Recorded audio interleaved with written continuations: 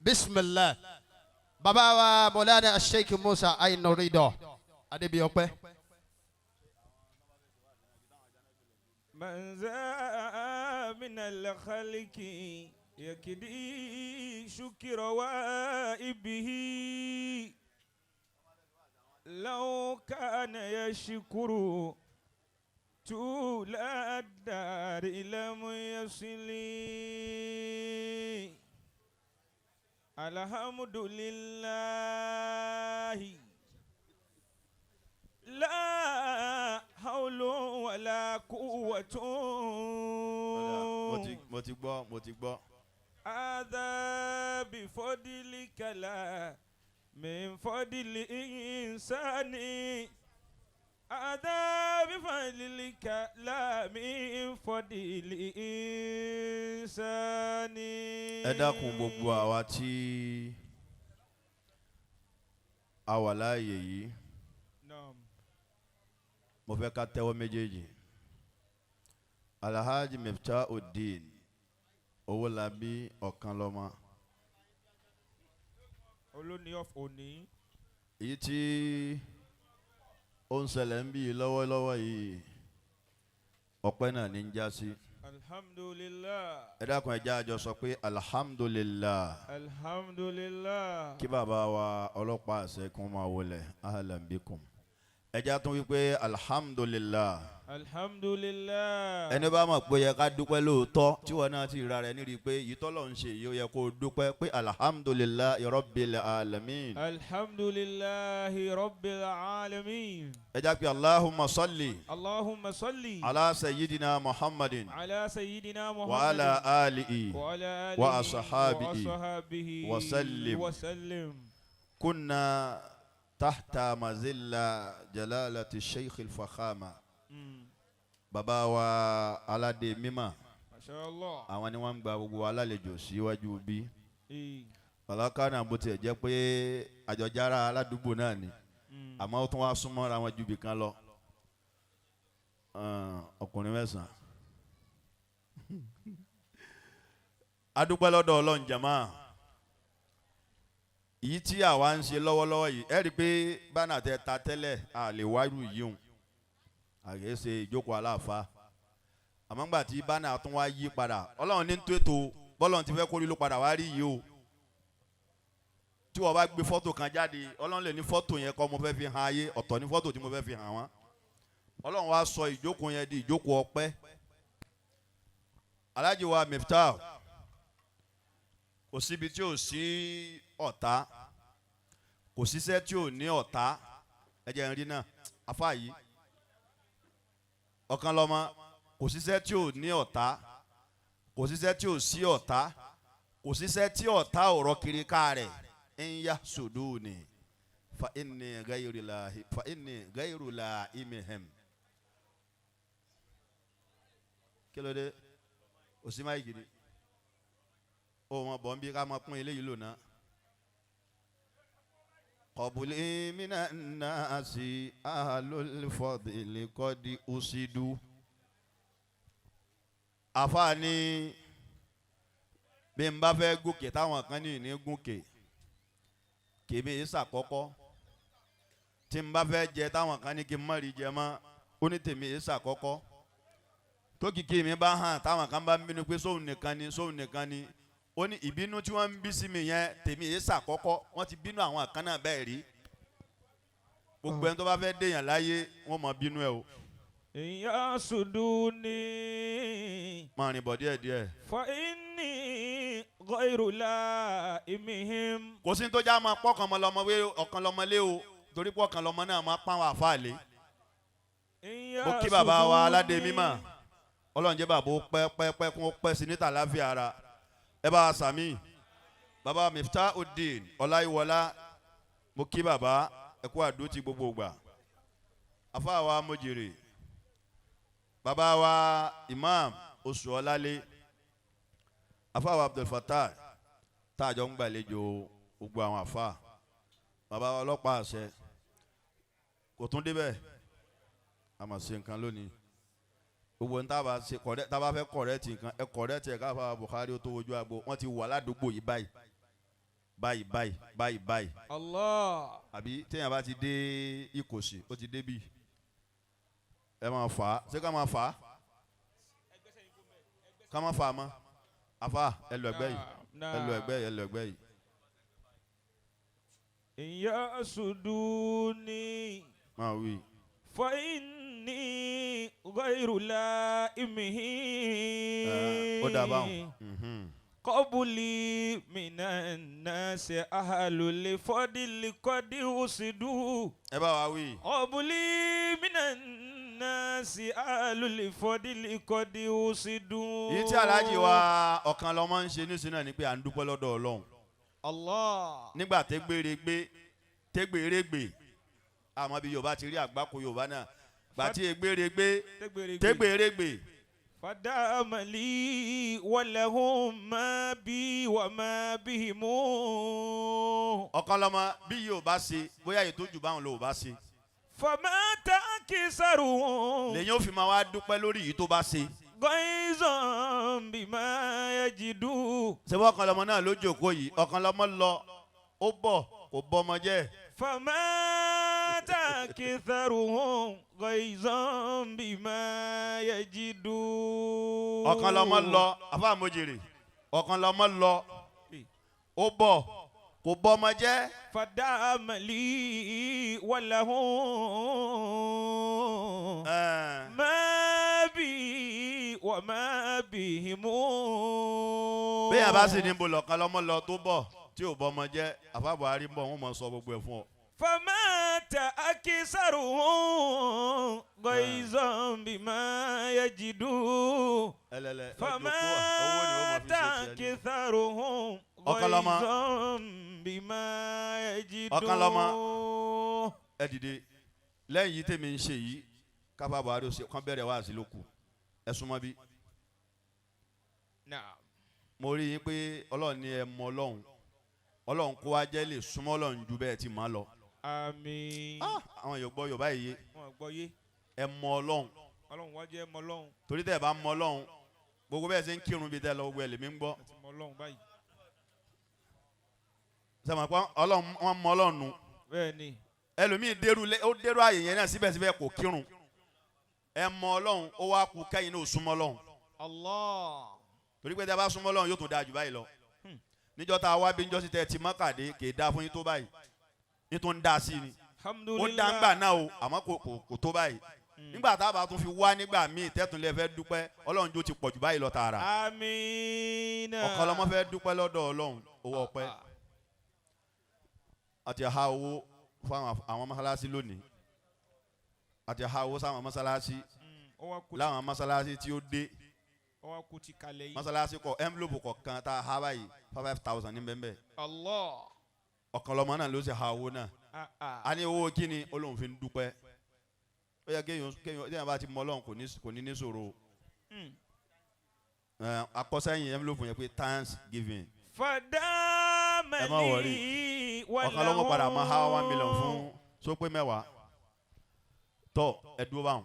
Ẹ̀yin tẹ́ bá mọ̀ Okanlomo tẹ́ mọ̀ pé fẹ́ bọ̀ Okanlomo dúpẹ́ bismillah ajira fiuda èèyàn mi nu Ọlọ́run ó fi irun lọ Okanlomo lọ́rùn mọ́sálásí sì ń tòsí ó bá yá bàbá aládé mímọ́ ó bá yá ní Okanlomo máa pèrún. Àwọn ní 1,000 to 2,000 ni wọ́n yọjú báyìí náà. Ìràwọ̀ ẹlẹ́lẹ́ ó yá má fi dúró kó mi lọ́bẹ̀ jẹ́ mówó ni. Àwọn ní 2,000. Chairman OPC Agboyi Ketu. Àwọn kábíyèsí nìyí. Bàbá níṣẹ́ owó tó fún mi yìí wọ́n tiẹ̀ má wàá béèrè owó lọ́wọ́ mi lónìí o èyí àbá ti gbowó lọ́wọ́ tiẹ̀ ó dáná nu ànábọ̀ ni láìlọ́ọ̀lù tẹ́ ń gbowó sí dá ànábọ̀ ni kò sí ẹni tí ò gbọ́dọ̀ mọ́ owó débí wáyé pé lóòótọ́ ló fẹ́ràn Okanlomo o. Àtẹ̀ntó mọ́kọ́ dání. Eléwédú. Àtẹ̀ntó mọ́kọ́ lọ. God best. Ajá Abdulrafida Okanlomo máa wò wọ́n o. Alhamdulillah.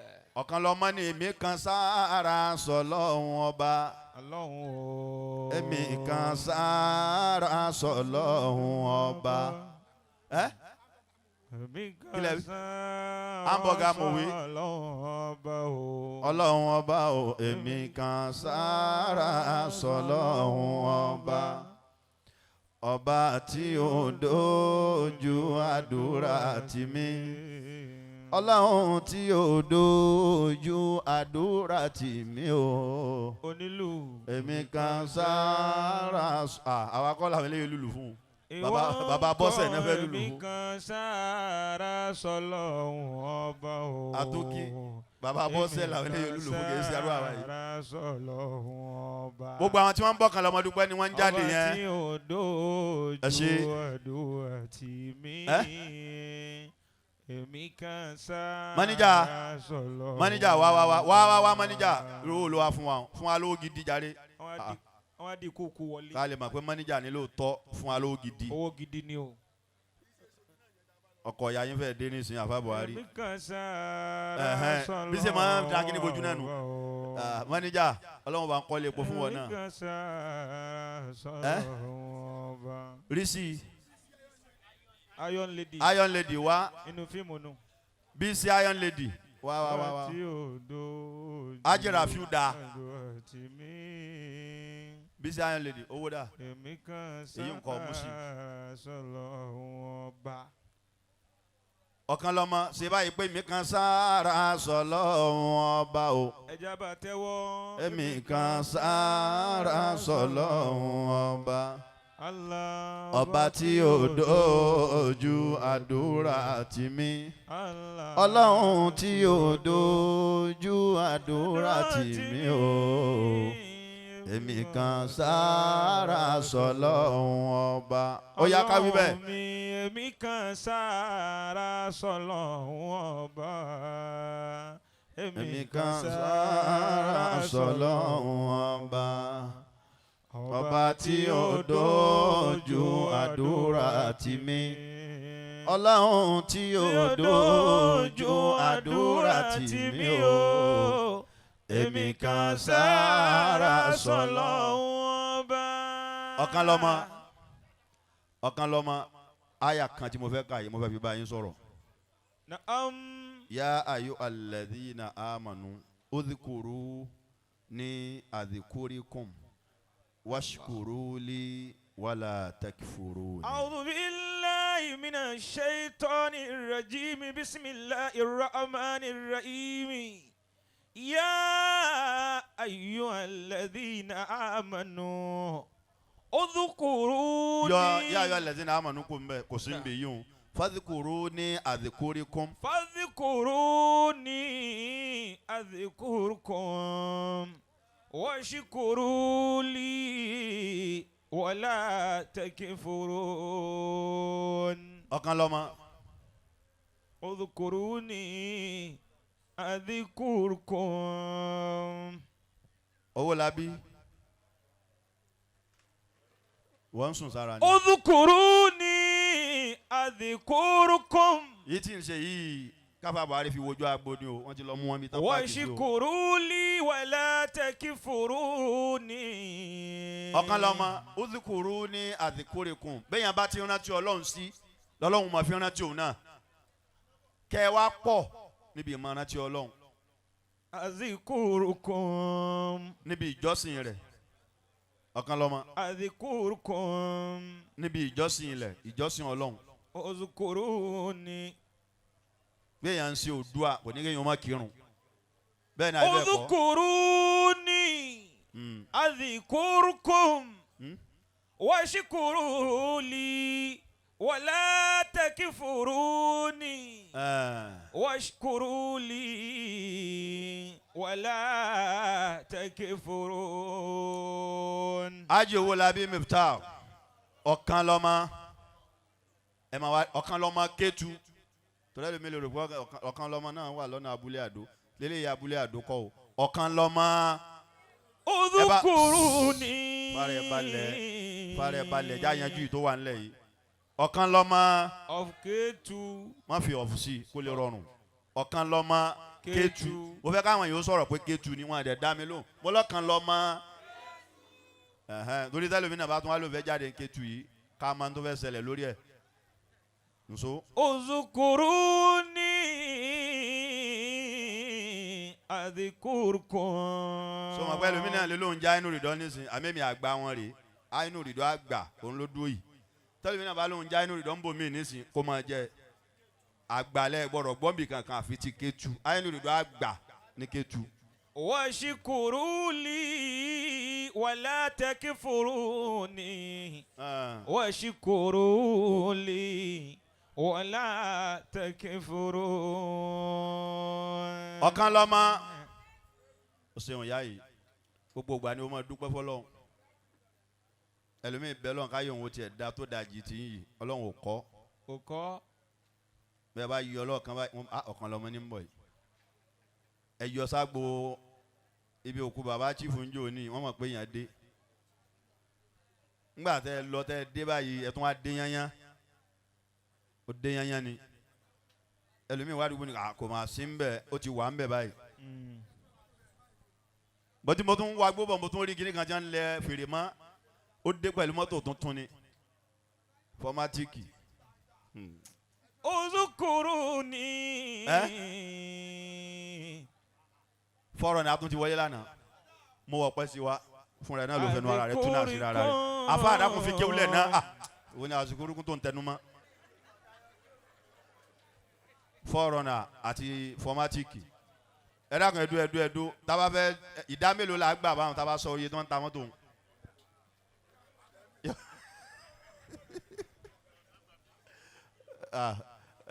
Okanlomo owó ilé ìsìn fọ́rọ̀ náà owó kìnìún ẹni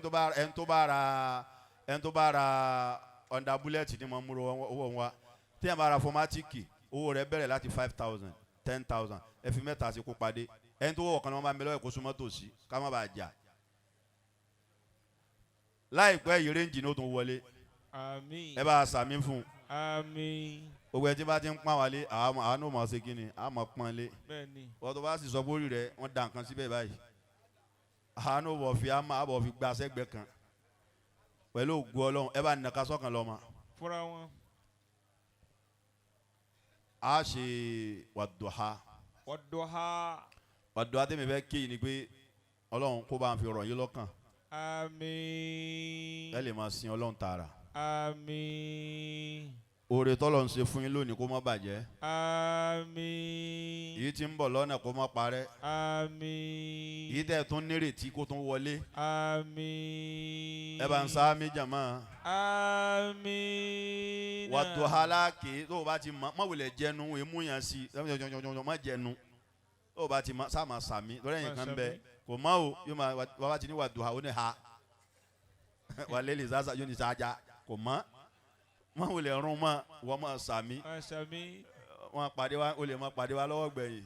Bismillahi rahmani rahim wadduha wallayli idha saja ma wadda'aka rabbuka wa ma qala walal akhiratu khairun laka minal ula ولسوف يعطيك ربك فترضى ألم يجدك يتيما فآوى ووجدك ضالا فهدى ووجدك عائلا فأغنى فأما اليتيم فلا تقهر وأما السائل فلا تنهر وأما بنعمة ربك فحدث. الله أكبر. الله أكبر. àdúrà tí mo fẹ́ ṣe nísìnyí kò sí ẹni tí ò nídìí rẹ̀ torí kò sẹ́ni tó fẹ́ kú. Ó kù 27 days tọdún yìí ó parẹ́ tí ó lọ. Allah.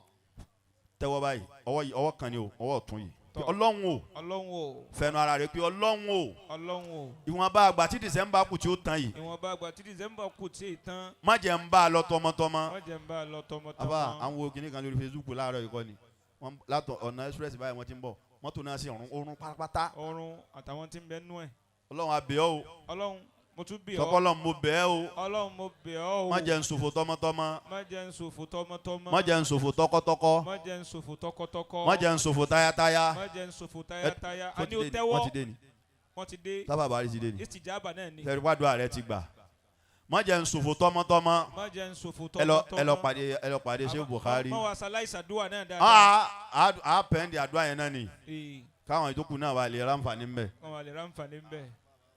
ọlá tó pé o àforíjìn lọ́pọ̀lọpọ̀ àmín. ìkẹ́ tọ́lá tó pé àforíjìn lọ́pọ̀lọpọ̀ kọlọ́ba Abudurahimi oníwàásí àgbáyé àfáwà dáadáa. Ìkẹ́ àtọ̀là tó pé àforíjì lọ́pọ̀lọpọ̀. Ẹ dákun gbogbo wa ẹ jẹ́ á dìde. Ìkẹ́ àtọ̀là tó pé ẹ jẹ́ á dìde. àforíjì lọ́pọ̀lọpọ̀. Ẹni Ọlọ́run bá yẹ sí àfi ká yẹ sí. Oníwàásí àgbáyé àfáwà dáadáa. Ìkẹ́ àtọ̀là tó pé àforíjì lọ́pọ̀lọpọ̀. Àmín. Ìkẹ́ àtọ̀là tó pé àforíjì lọ́pọ̀lọpọ̀. Kọlọ́ba Abudurahimi oníwàásí àgbáyé àfáwà dáadáa. Ìkẹ́ àtọ̀là tó pé àforíjì lọ́pọ̀lọpọ̀. Gbogbo jama ń kí bàbá. Ìkẹ́ àtọ̀là tó pé Wọ́n ní kí àwọn bàbá wọn máa wọlé. Àtàrà wọlé àwọn bàbá wa. Àwọn jama ń kí àwọn alhaji wa Abbas ọ̀tún àfa mẹ́nu.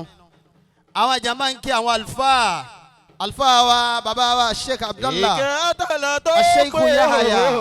àforíjì Alfa wa Ajétúnmabí. Ìkẹ́ àtọ̀là tó pé Ọlọ́run àforíjì lọ́pọ̀lọpọ̀. Kọlọ́ba Abudurahimi oníwàásí àgbáyé àfáwà dáadáa. àfàlẹ́ àbọ̀ kọ́lá làáfíà ó kẹ́mi ẹ̀ ogun. Àmín. Ọmọ Musa kọ́lá làáfíà ó kẹ́mi ẹ̀ ogun. Bí ti Sheikh Kamali oní. Bí ti Sheikh Kamali Mufuti àkọ́kọ́. Kọ́lá làáfíà Mo ṣẹ̀ṣẹ̀ ṣètò rẹ̀ ni. ogun. Kọ́lá làáfíà kẹ́mi rẹ̀ ogun. Bí ti Sheikh Kamali Mufuti àkọ́kọ́. Ọlọ́run ojú ọmọ Musa má jẹ́ ó fọ́ láyéláyé. Àmín. Ẹ̀sìn àbá mi Ọlọ́run má jẹ́ ó rọ̀ láyéláyé. Àmín. Kọ́lá làáfíà ó kẹ́mi ẹ̀ ogun. Àmín. Kò lálàáfíà kẹ́mi ẹ̀ ogun. Bí ti Sheikh Kamali Mufuti àkọ́kọ́. Kọ́lá làáfíà kẹ́mi rẹ̀ ogun. Gbogbo owó tó bàbá wa wí bá ti wí yìí. Ọlọ́run wọlé àlùbáríkà tí ò tán rí. Tí ó sì ní tán tó dé yìí àlùbáríkà tí ẹ náà ní tán. Ọlá Kùránì lọ́dọ̀ Ọlọ́run. Àmín. Fa'alan wa sa'alan bihuduri Sheikh al-alimu al-allama al-alimu rabbani Maulana Fadilatu Sheikh Muhammad Bukhari Musa Adelodun Alabi Ajikobi 1. Adaballahu hayatakum. Abukakumullahu bi ihsan. Àmín. Ọlọ́mọsí àjẹ́rí àwọn àlùfáà wa pẹ́. Àmín ya Allah. Ọlá Kùránì lọ́dọ̀ Ọlọ́run. Àmín. Bàbá wa Ainu Ridoh Adaballahu ni wọ́n ń dúpẹ́ hayatakum. tí bàbá fi wọlé. Bismillah. àti dúpẹ́ délẹ̀ à ń ṣàdúrà ni Alhamdulillah. ẹ jẹ́ ojú àgbò yóò lálàáfíà díẹ̀ Ẹ dákun. ṣé ń gbọ́ abẹ́ gbọ́ ẹ jẹ́ ojú àgbò yóò lálàáfíà díẹ̀. Ẹ fọkàn lọ́mọlẹ̀ lọ́rùn. a kí ìwọlé àwọn àlùfáà wa àgbà Alhamdulillah. tí wọ́n dé bá wa láti ìlú Ìlọrin ọba tó ní kóre náà máa lékún gbogbo gbà Ọlọ́run ò sẹ́yìn láàfáà táyé ó pè mọ́ báyé ṣe ń bu yín tó náà wọ́n tún ń pè yín sí náà ni àjọ wà ń Lẹ́kí níjẹ̀ta ni wọ́n tún wà ń Ketu lónìí wọ́n tún lọ sọ́lọ̀ sẹ́rí báwọn tọ ẹlòmíì tí a ń bi mí jọ ni pé àbíkò lẹ́ ń gbé ni mo lè kó kọ́ Ìlọrin náà ni ọba tó ṣe bẹ́ẹ̀ kọ́lọ́ mọ́ lòun ò ṣe mọ́. Àmín. wọ́n tó bá sàmì dáadáa Ọlọ́run ó ṣe bẹ́ẹ̀ fún wọn náà. Àmín. àlékún àlàáfíà ara tí yàn fi jí sí Ọlọ́run yìí Ọlọ́run bá mọ́sà bá wa bùn yín. gbogbo oore tó ṣe fún bàbá Alhaji àgbà Ọlọ́run mọ́sà bá wa ṣe fún yín. Àmín. kẹ́mi yóò gùn ju ti bàbá wa Alhaji àgbà lọ. Àmín. wàlálà haúlà. Wala quwwata illa billahil aliyyil àdúrà tá à ń ṣe lọ́wọ́ ní bá ti sàdúrà yìí délẹ̀ ní sín àbó bẹ̀rẹ̀ wá sí akramakallah. bàbá ti sàdúrà yìí délẹ̀ ní sín abẹ̀rẹ̀ àgbẹ̀ wá sí ọwọ́ tó náà ni ó nà báwo ti náà. Nawọ́ rẹ̀ bí wifi. Ọlọ́run o. Ọlọ́run o. Ó lè wí sókè. Ó kù 27 days. Ó kù 27 days. Tọ́dún yóò parí. Tọ́dún yóò parí o. Àtẹ̀mí. Àtẹ̀mí. Àtọmọ mi. Àtọmọ mi. Àtọkọ mi. Àtọkọ mi. Àtaya mi. Àtaya mi. Má jà parẹ́ mọ́dún yìí. Má jà parẹ́ mọ́dún yìí. So di sàmí. Àmín. Sàmí mẹ́ta. Àmín. Àmín. Àmín ya Allah. Àwa ké Fatiha. Má yìí ti fi bọ́jú wa. Tọ́. Àwa ké Fatiha. A ké Fatiha. Sori tá a bá ti ké Fatiha yẹn débi wàhálà dọ́ọ̀lìnà. Má jẹ́ owó rẹ̀ ó kàyìn débi o. Ẹni owó rẹ̀ bá kàyìn débi. Ọlọ́mọdé jẹ́ pé 2029 wọ́n tó fi tó fẹ́ lé ọ lọ́wọ́. Wọ́n tó bá ti tètè débi kọ́dún yìí tó lọ yìí. Ó mọ̀ ọ́dà pẹ̀rẹ̀ pàdúrà rẹ̀ ti gbà. Ó mọ̀ ọ́dà pẹ̀rẹ̀ sáà mọ̀ rọ̀ sí jù. Al-Fatiha. Bismillahirrahmanirrahim. Alhamdulillahi rabbil alamin. Ar-Rahmanir-Rahim. مالك يوم الدين إياك نعبد وإياك نستعين اهدنا الصراط المستقيم صراط الذين أنعمت عليهم غير المغضوب عليهم ولا الضالين ما جلله ما جلله ما جلله bó rẹ̀ bá ti lè kàn débi subhana rabbika no má sọ pé ó dá mi lójú gbangba ó dá mi lójú kedere kọ́dún yìí tó parí tèmi àdáyọ̀ ó dá mi lójú gbangba èèyàn máa sàmọ́lù lójú kedere àmín ó dá mi lójú gbangba àmín kọ́dún yìí tó parí àdúrà mi gbà kó dá mi lójú gbangba. Kọ́dún yìí tó parí tèmi àdáyọ̀ ó dá mi lójú gbangba àmín. Kọ́dún yìí tó parí tèmi àdáyọ̀ ó dá mi lójú gbangba. Ó dá mi lójú gbangba. Allah Ó dá mi lójú kedere. Kọ́dún yìí tó parí tèmi àdáyọ̀ ó dá mi lójú gbangba. Naam, adúpẹ́ lọ́dọ̀ Ọlọ́run. Alhamdulillah. Tí Alhaji Muftahu Owolabi Okanlomo bá ti yabọ̀ tuntun ẹ jókòó. Ẹ dákun torí Ọlọ́run gbogbo ẹ̀yin tẹ́ ẹ dúró yẹ lọ jókòó. Ẹ wá chíà fún wọn. Ẹ dákun gbogbo ẹ̀yin tẹ́ ẹ dúró yẹ lọ jókòó. Ẹ jókòó. Ẹ bá wa ṣètò ojú agbo yìí káwọn èèyàn lọ kẹ́ má jojú agbo yìí rọ̀ fúra rẹ̀ ẹ dákun ẹ dákun. Àwọn tí wọ́n wà níwájú ẹ má dì wọn lójú. Àfáà Mojèrè. Ọ̀ya.